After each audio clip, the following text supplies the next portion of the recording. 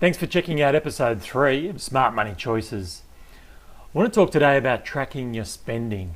Now, this is one of my favourite areas to have a look at.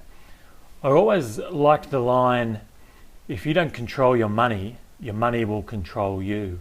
And I think that's never been more evident than when you look at what you're actually personally spending.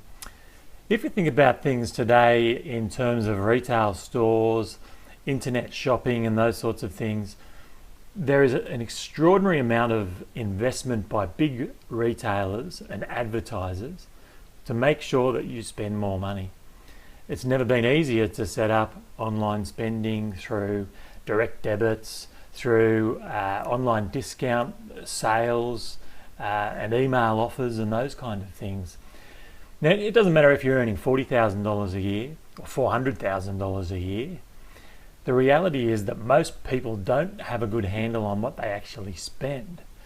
And when you put it in relation to what goals are important in your life, which might be things like paying off your house, having a great overseas holiday, planning for a wedding or your first child, or retirement, or choosing whether you have to work anymore, I think most people have a lot of space where they could really have a look at their personal spending and cut out a lot of wasteful and unnecessary money that is going on things. Now, unless you've sat down and actually calculated what you've spent in the last 3 months, 6 months, or 12 months, whatever the time frame is, then put that in the context of where that money is being spent, then you're not going to get a good handle on that. And without having a good handle on it, you're not going to be able to plan better for your future. And there's a lot of easy tools to use today. Pocketbook, Moneysoft, Xero, most online banking systems these days as well have their own cash flow tools or tracking tools, and they're fantastic to use.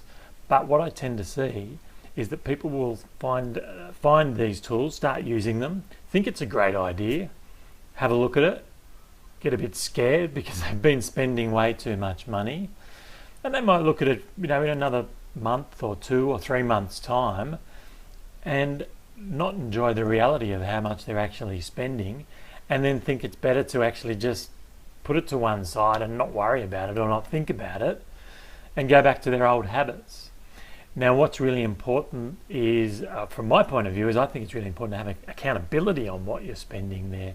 To actually have someone that can sit down with you every 3, 6 or 12 months, have a look at what that spending is being and put it in the context of your long-term plan and help you get on the right track. Check out the notes below the video here to have a look at a blog post that I wrote that goes through a little bit more detail on this topic. Hope you check out my other videos. Feel free to subscribe, and I'll catch you in the next episode.